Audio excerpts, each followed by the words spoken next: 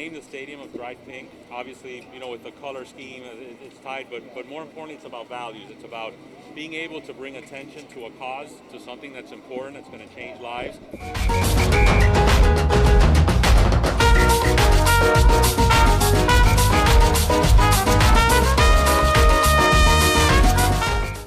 Hey, what's up everyone, and welcome back to Miami Total Football. We're at Inter Miami CF Stadium, which, well, now is known as Drive Pink Stadium. Inter Miami announced today that it has reached a stadium naming rights deal with local Fort Lauderdale-based company Autonation, and the venue is being called Drive Pink Stadium. Now, it's being called Drive Pink Stadium because Autonation has an initiative called Drive Pink, which helps raise awareness and money for cancer research and treatment. And Inter Miami wanted to align itself with those values with a local company and prioritize that in making this deal. We're not going to do things just because they're convenient. It would have been convenient economically to do a deal last year, but we're an ownership group that's in this for the long term. We're going to do things the right way. That's how Inter Miami is going to do all of their things.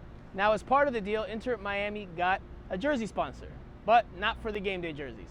Inter Miami announced that Autonation will be emblazoned across the front of the pink training tops that they use in their daily practice sessions, but there is no game day jersey sponsor just yet. Jorge Mas had initially said a few weeks ago that he expected a deal to be done before the season starts. That's still possible, still something that they're working on, though it's starting to look a little unlikely that they'll have one by the first game. Yes, it's possible. The start of the season is 8 days from now. We're very close. I mean, these negotiations are, because they're partnerships, and it's not a negotiation of X versus Y. It's how do we activate. So we're talking about using our global platform, because Inter Miami does have a global platform. We have global reach. So I mean, that's an advantage of what we do.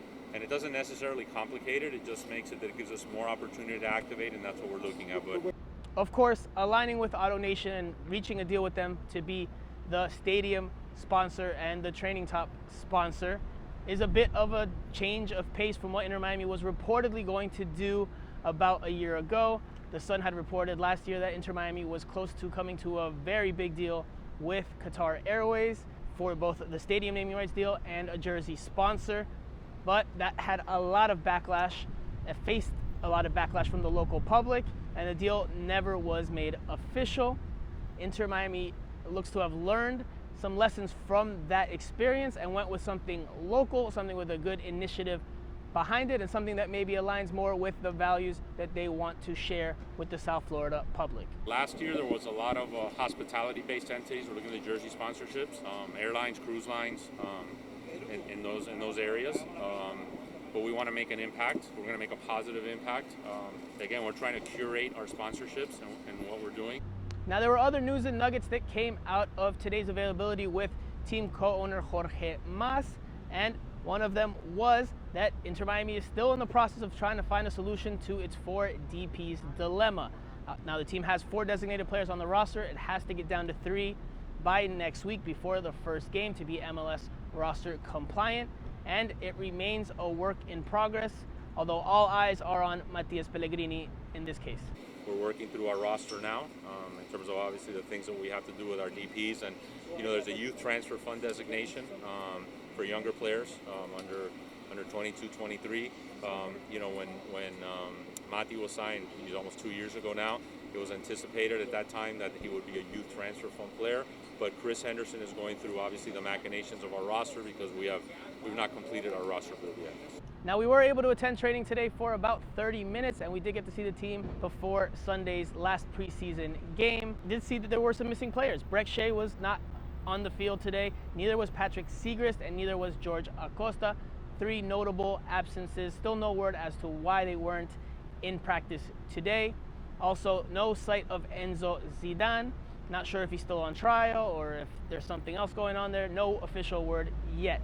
Now, Inter Miami is focusing on Sunday's preseason friendlies against Miami FC and Toronto FC. The first one will happen earlier in the day. It will not be open to the public or media, but the second one will be held here for fans and some media to attend. It'll be the first friendly that fans and media can do so in, and it'll be the last test before the MLS regular season begins. Attendance for the first 3 games will be 8,000 fans. We're sold out for game 1. I anticipate we'll sell out for games 2 and 3. We're well on our way to do that. But that about does it for now. Make sure you stay tuned into Miami Total Football for more news, analysis, and coverage of Inter Miami as we gear up and head towards the start of the 2021 MLS regular season. And we'll be back here on Sunday as well to look at and analyze the preseason friendly against Toronto FC. Also, don't forget to like, comment, share, and subscribe. I'm Franco Panizo, and we'll see you back here on the next one.